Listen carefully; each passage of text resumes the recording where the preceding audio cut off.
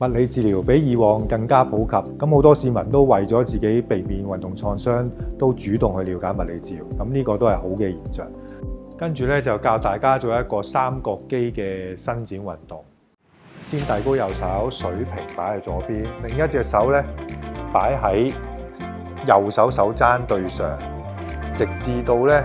肩膊後邊呢度有啲拉扯感覺咧就啱啦。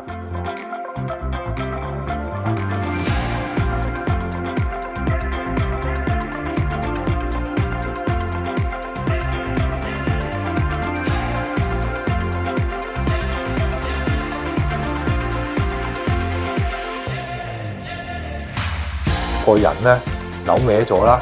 即係兩邊扭歪啦，又或者咧呢隻左手唔係擺喺手踭對上，擺喺手踭對落咧，橫跨咗兩個關節就會做唔到呢個效果嘅，咁所以擺翻喺手踭對上。